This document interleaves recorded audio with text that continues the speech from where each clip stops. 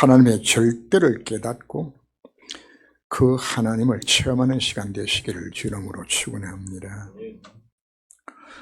복음을 이해하고 체험하고 누리라는 메시지가 매주마다 사실은 선포가 됩니다. 근데 성도들이 이 말씀을 어떻게 받아들이는가? 엄마의 잔소리 수준으로 받아요. 늘 목사하는 이야기.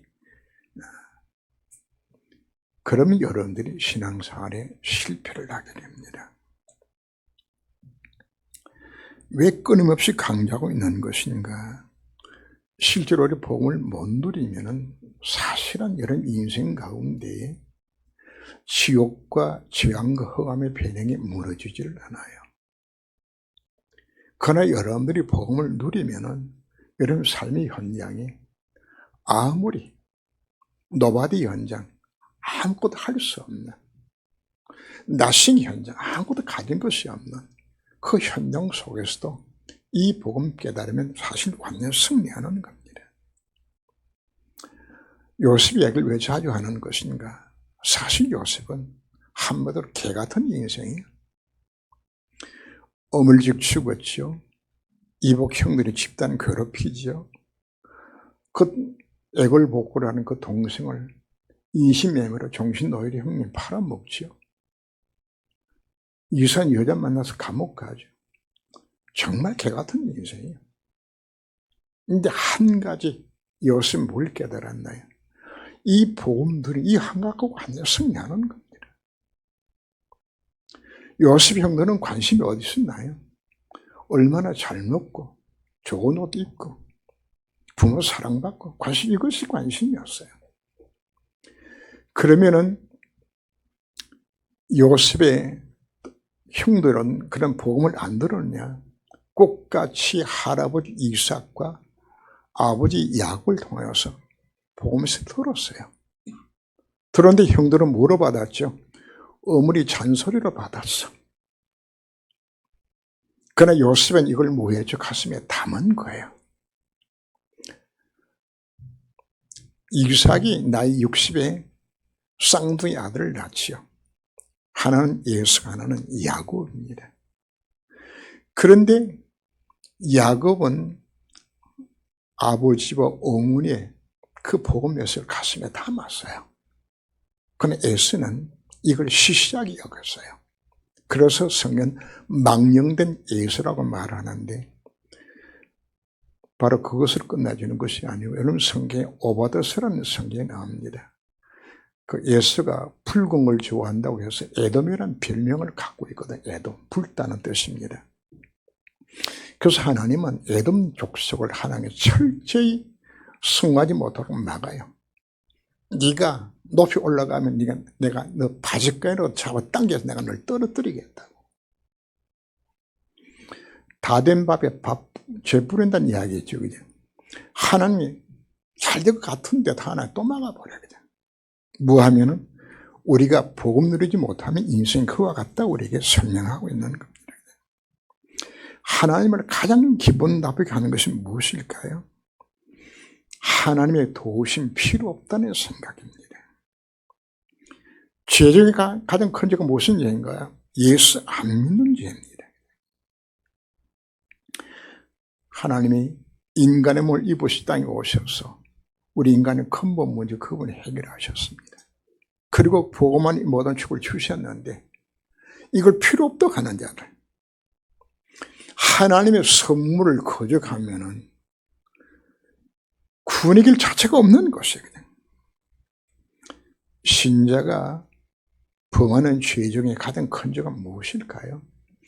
우리는 신자가 예를 들어서 술 먹고 담배 피우고 아니면 도둑질하고 이상한 여자 만나서 그냥 범하고 이러면 흉한 죄를 우리가 정죄하고 말하는 나쁜 놈이라고 이야기합니다. 그러나 그 죄보다 훨씬 더 큰 죄가 바로 뭔가? 하나님 안 믿는 죄예요. 하나님 불쌍하는 죄예요. 더 다른 말로 표현하자면 기도 안 하는 죄예요. 왜? 하나님 필요 없다고 생각하는 거예요. 제일 큰 죄가 하나님을 안 믿는 불신앙의 죄입니다. 하나님의 관심이 우리에게 행복입니다. 세상의 부모들은 아이들을 건강하게 키우고 싶어서 그냥 그저 먹이려고 그냥. 이 아이는 또 그 먹는 것 같아 유세 부려요. 안 먹는다고 말이에요, 그냥. 또 이러면 또 엄마가 또 마음이 졸여가지고 그냥 또 돈 갖다 놓고 밥 한 숟갈 먹으면 500원씩 주고 말이에요. 왜 그럴까요? 부모의 마음이 자식에게 건강히 잘 원하는 그 부모의 마음을 갖고 있지 않아요, 그냥. 이게 하나님의 마음이에요. 왜 우리에게 복음 누리라고 하나님 강조하고 있는 것인가? 그래야 우리가 살 수 있기 때문입니다. 하나님 복음 안에 모든 축을 담아 놓으셨습니다. 고로새서 2장 2절 3절 보면 이는 그들로 마음의 안위를 받고 사랑 안에서 연합하여 확실한 이의 모든 풍성함과 하나님의 비밀의 그리스도를 깨닫게 하려 함이니 그 안에는 지와 지식의 모든 보화가 감춰져 있느니라. 복음 안에 다 들었다고 이야기합니다. 이걸 놓쳐버리고 우리가 다른 찾으니까 우리가 실패하는 겁니다. 바울은 안타까운 마음으로 이 복음을 전가하면서 데살로니가전서 2장 7절 보면은 유모가 자기 자식에게 그 젖먹이 위해서 노력하는 그것처럼 또 2장 11절에서는 아비가 자기 자식이 되어듯이 권면하고 위로하고 명령을 한다고 성경이 그렇게 표현을 합니다. 오늘 저는 바울의 심정을 여러분들에게 정말 복음을 체험하고 누리라고 여러분들에게 강요를 합니다. 그중 한 사람이 대상 종을 치어 그 오른쪽 귀를 또리또리인지라. 자, 오늘 본문 속에 나오는 베드로가 칼을 휘두르고 예수 부인한 모습들이 나오는데 바로 복음을 체험하고 누리지 못한 결과로 나오는 현상들입니다. 지난 10월 첫 주, 둘째 주 메시지 속에서 저희들이 영적상 우리가 점검을 했지요. 저희들의 관심 자체는 어디에 잡혀 있나요? 사단에게 틀린 해답에 오래된 나 중심에 내가 성공하고 내가 부자되고 내가 잘 되는 거 여기에 지금 관심 가졌죠. 그냥. 이게 안 바꿔져요. 이게. 거기다가 갈릴리 출신으로서 가난과 무시당함 속에서 사실 배경도 없고 병호도 없거든요. 그래서 여기에 대한 열등감이 이 상처로 남아있는 되는 일이 없어요. 가장 겨우 금을 던져서 저 고개 잡아 입에 풀칠했던 이 수련을 살아왔던 그들이 예수 만난 이후에 소망이 생겼어요. 그리고 예수님께서 낙엽 타시고 예루살렘 입성하게 되었을 때 가슴이 불타서 이야 이제는 한 건 할 수 있겠구나. 그냥. 강한 동기가 그들에게 생겨나죠. 그냥. 그래서 10월 첫 주에 나온 메시가 바로 뭔가 자유다툼이에요. 그냥. 내가 한 자리 해먹고 그냥. 내가 좌승 운정수 하겠다고 말이거든요. 그런 10월 두째 주에 어떤 모습이 나옵니까? 예수 말씀을 들어도 이 말씀이 들려지질 않아요. 그냥. 전대를 만들고 배낭을 준비하고 칼을 준비하려 했는데 바로 십자가 사건을 일어날 그 위기를 준비하도록 이 메시지를 주어졌는데도 이 말씀이 안 들려지는 것이거든요. 또 예수님께서 날려서 기도해달라고 중보기도를 부탁했는데 기도가 안 되져요. 말씀이 들려주지 않고 기도가 되어주지 않는 그 영적 상태. 오늘 우리 자신을 점검해야 됩니다. 내가 말씀이 안 들려지고 기도가 안 되어진다 그러면 누구처럼 실패한다고요? 오늘 나온 베드로처럼 우리가 실패를 하게 되는 겁니다. 오늘 메시지는 바로 우리가 복음을 이해하고 체험하고 누리지 못한다면 문제 속에 담기는 하나님 뜻과 계획을 보는 눈이 없어요. 예수 십자가 왜 져야 되는지 그 이유도 몰라요. 여기서 기도도 되어지 않는 그 영적 상태 속에서 베드로가 허둥대는 모습을 여기서 오늘 볼 수 있는 겁니다. 주님 우리에게 말씀합니다. 심에 들지 않도록 깨어서 기도하라고. 근데 이게 안 되죠. 그냥. 자, 예수님은 습관적으로 게스마네 동산 올라가셔서 기도하셨고 이 사실을 가룟 유다가 잘 알아요. 그래서 만택스성이 빠져나와서 예수 팔아먹기로 작정했죠. 유다는 이제 예수를 바라보니까 소망이 없어. 그래서 예수라도 팔아먹고서 내가 돈 벌어야 되겠다. 이놈 가진 거죠. 그죠? 그래서 대성의 무리를 이끌고 오면서 군을 뭐로 정한 것인가 하면 내가 가서 입 맞은 그 사람이 예수다. 그 사람 잡아라. 이렇게 군을 한 거란 말이거든. 그래서 이들이 이제 예수 잡으려고 달라드니까 베드로가 막 깜짝 놀라가지고 뭘 준비하겠었죠? 칼을 준비하겠었거든. 그냥. 이 칼로 그냥 종을 내려쳤는데 빗 맞아가지고 귀가 날아가서 그냥 하나 막아준 거죠. 그래서 예수님 떨어진 귀를 주스다가 다시 귀를 붙여주면서 이까지 참으라고 칼을 가지는 칼로 다 망한다고 말씀하셨죠. 그냥. 자, 여기서 우리에게 중요한 내용이 당연한 문제가 내 인생에 문제가 생겨났을 때의 해결 방법입니다. 지금 베드로는 뭘 모르고 있나요? 예수님이 왜 고난당하는 것인지, 십자가 왜 져야 되는 것인지. 복음의 누림도 없으니까 뭐가 나오는 거죠? 인간적인 방법으로 문제 해결할 것이 이게 튀어나오는 거예요. 인문제가 튀어나오는 거예요. 자신의 힘으로 문제 해결해 보겠다고 칼을 휘두른 겁니다. 대다수의 성도들이 복음을 못 누리면은 문제를 주신 하나님 계획을 찾지 못하게 되지면은 인간의 방법을 쓰게 되어져요. 아브라함도 기근이 오니까 당장에 인간 방법을 얻어 내려가죠. 애굽 땅 내려가요. 아브라함도 자식이 없으니까 나중에 안 되는 게 뭐죠? 하갈 취해서 있음을 낳는 이걸 이렇게요. 이게 인간의 모습이에요. 히스기야 왕도 인간 방법을 다 노력하다가 안 되니까 조공도 들여보고 또 애굽의 원명도 청해보고 안 되니까 마지막에 하나님한테 무릎을 꿇죠. 그냥. 너더니 고난의 이유를 모르고 하나님께 내 인생 가운데 왜 문제와 갈등 왜 주는 것인지 이유를 모르고 복음 못 누리면은 우리에게 나오는 것이 뭐가 나오는 거죠? 인간적인 방법으로 문제 해결해 보려고 우리가 이거 나오는 거예요. 결국은 그 결과가 우리가 실패하게 되는 겁니다. 베드로의 표현하는 이르되 이 여자여 내가 그를 알지 못하는도다. 베드로의 두 번째 실수가 나옵니다. 죽어도 예수 버리지 않겠다고 큰 소리 쳤기 때문에 그도 명수 수제자인데 도망 못 가고 멀찍이 예수 따라간 거죠. 그죠? 그게 베드로의 영적 상태입니다. 멀찍이 따라가는 그 모습이죠. 예루살렘은 높이가 한 700~800m 되는 높은 고지대입니다.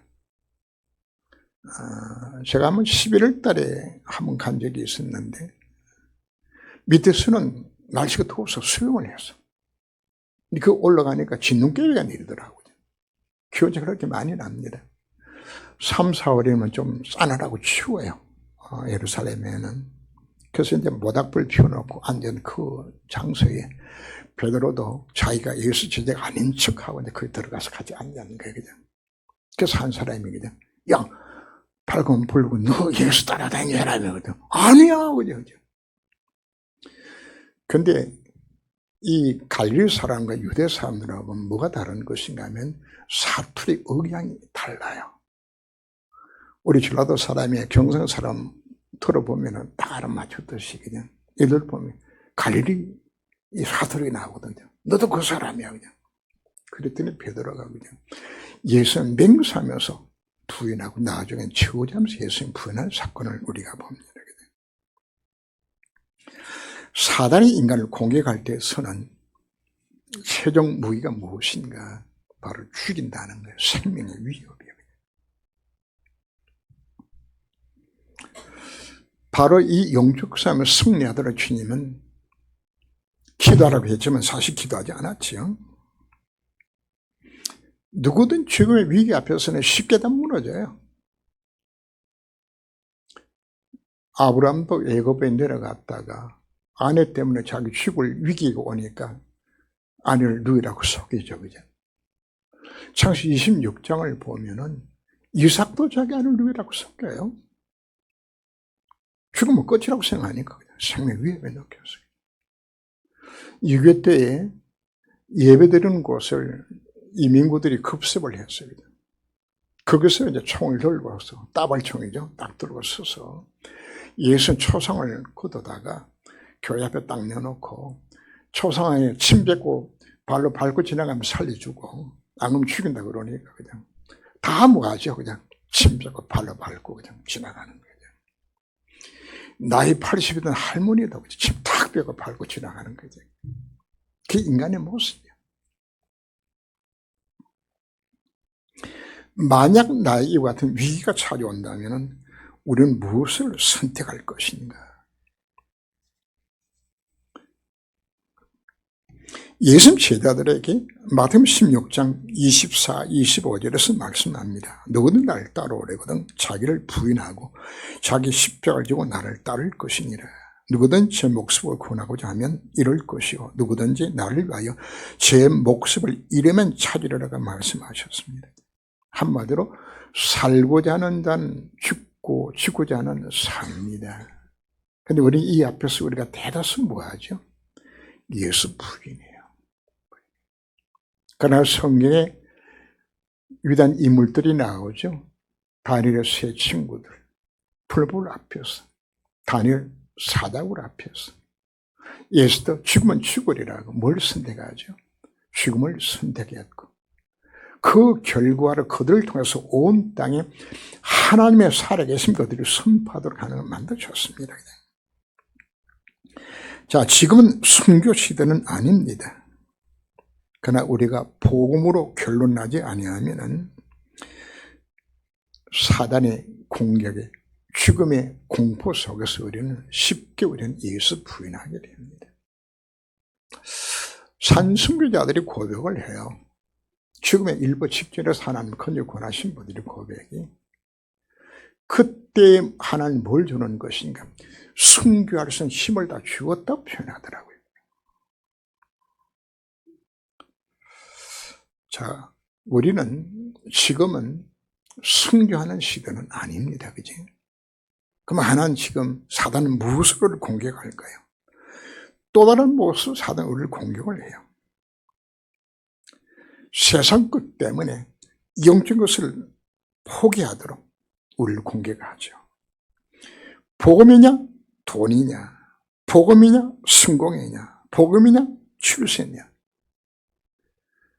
우리는 뭘 선택을 해야 하죠? 복음보다도 우리는 돈을, 성을 우리가 선택을 해요. 애원교 정원희 목사는 이 시대의 순교는 바로 뭔가? 헌금 드리는 거다 이야기하더라고요. 왜요? 돈이 생명이거든요. 그냥 하나님 나라 일보다도 뭐가 우선이죠? 돈이 우선이에요. 자신을 위해서나 자식을 위해서 돈 쓰는 것 하나도 아깝지 않는데 복음을 위해서 전도 선교를 위해서 교회를 위해서 쓰는 돈 이게 아까워. 헌금이 너무 아까워. 뭐 하는 거죠? 순교 정신이 없어요. 결국은 뭐 하는 것인가? 사단이 그걸 이용해서 여러분들을 넘어지게 만드는 것입니다. 실제로 우리가 복음을 잘 누리지 못하면은 베드로처럼 뭐 한다고요? 인간의 방법으로 문제 해결해 보려고 노력하게 되죠. 정말 우리가 복음을 처음 누리지 못하게 된다면은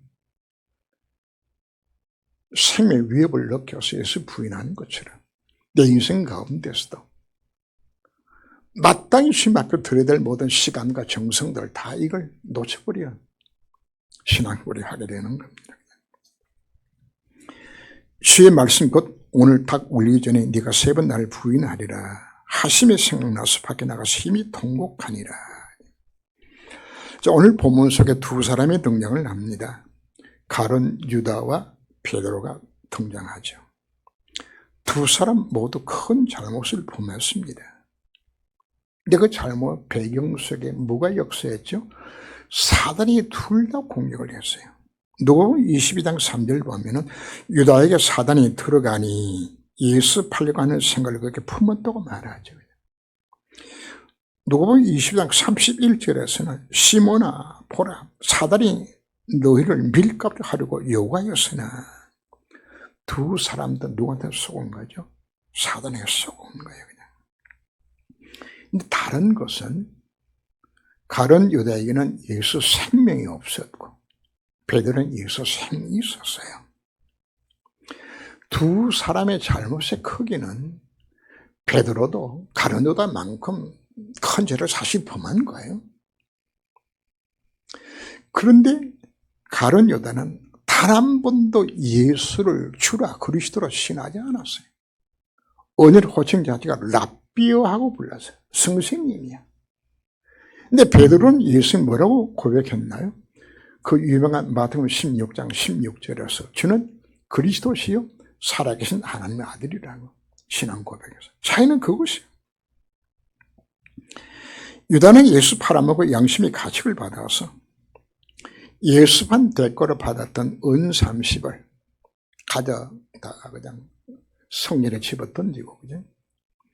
그리고는 너무 양심의 가책을 받아서 몸에다 자살했어요. 자, 아무리 뉘우쳐도 가룟 유다는 회개가 안 되는 거예요. 왜? 그 속에 뭐가 없기 때문에? 예수 생명이 없기 때문에. 그러나 비슷한 잘못을 범했던 베드로는 예수 3번 부인하자 닭소리가 들리자 예수님께서 돌아보시는 거예요. 예수는 말씀이 나가서 힘이 통하고 울었다고 성경 기록하죠. 생명 있는 자의 회개가 참 회개입니다. 예수 말씀에 생각난 것이에요. 강단의 메시지가 하는 말씀에 생각난 것이에요. 하나님은 베드로의 회개를 받으셨습니다. 하나님 베드로의 회개를 받으시고 그 베드로의 실수가 오히려 뭐하는 기회로 만드셨나요? 오직 그리스도, 오직 하는 나라, 오직 성령 충만의 발판이 되도록 하는 만드셨습니다. 시편 32편과 시편 51편은 다윗이 바세바를 처하여 간음죄를 범하고 그 남편을 전형토로 몰아넣어서 살인죄를 범했던 다윗이 하나님 앞에 회개하는 내용들이 나오는 대목들입니다. 32편을 보면은 1절에서 허물의 사함을 받고 자기의 죄가 가려진 자는 복이 있도다. 죄 용서를 받을 수 있는 사죄 은총을 가진 것 하나님 앞에 지금 감사하고 있는 것이. 시편 50편 10절에서는 하나님이여 내 속에 정한 마음을 창조하시고 내 안에 정령 영을 새롭게 하소서. 주의 구원의 즐거움을 내게 회복시켜 주옵소서. 하나님은 다윗의 범죄를 통하여서 그를 새롭게 다듬으셨어요. 그리고 이 사건 통해서 하나님은 다윗을 하여금 일평생은 또 흔들리지 아니하고 성전을 건축하고 최고 왕을 건설하게 만드는 오히려 기회로 하나님은 오히려 다윗을 축복하셨습니다. 베드로의 실패 이후에 요한복음 21장 1절에서 18절 말씀 속에서 디베레 바닷가에 밤새 고기 못 잡고 있는 베드로에게 주님이 찾아오셨죠. 그러곤 그물 던져서 고기를 잡게 하신 이후에 언덕에서 불을 피워놓고 그 떡과 고기를 구워서 예수님 베드로에게 나눠주면서 이야기합니다. 요나들 시몬아, 네가 이 모든 것보다도, 이 모든 사람들보다도, 이 생명까지도 나를 더 사랑하냐는 질문 앞에 베드로가 눈물로 고백을 하죠. 내가 주를 사랑하는 줄 주께서 아시나이다. 3번 질문을 하시고 다 대답을 합니다. 주께서 아신다고. 진심의 고백을 받으신 이후에 예수께서 그를 봐도 사로잡기를 회복시켜 주셨어요. 그리고 이 사건을 통해서 하나님은 뭐하게 만드는 것인가? 내가 성령 충만 받아서 이 복음을 정말 처음 누리지 못하게 되지면 내 힘으로는 아무나 할 수 없는 신분이거나 이 사실을 철저하게 깨닫고서 이 실수한 것 때문에 하나님은 베드로를 뭐로 만드셨습니까? 바로 사도행 1장 14절에서 오로지 기도 힘쓰게 만들었어요. 예루살렘 교회 최고의 지도자가 되어 하나님 오히려 만들어주시는 것이, 그것이 하나님의 방법이었습니다. 오늘 메시지 방향 2가지를 이야기하고 있습니다. 내가 복음을 처음 누리지 못하게 되지면은 나는 뭐 한다고요? 하나님의 문제 속에 담기는 하나님 뜻과 계획을 발견하지도 못하고 그 결과로 문제가 생기면은 인간이 방법으로 문제 해결하고 노력하게 되죠. 그러건 위기가 오게 되지면은 복음보다도 오로지 나의 유익만을 더 판단하고 생각하게 되지는 이 속에 무너지게 되어서 하나님에게 축복 주기 위해서 내게 문제 주신 것인데 이 사실을 깨닫지 못하고 또 무너져 버리게 되지는.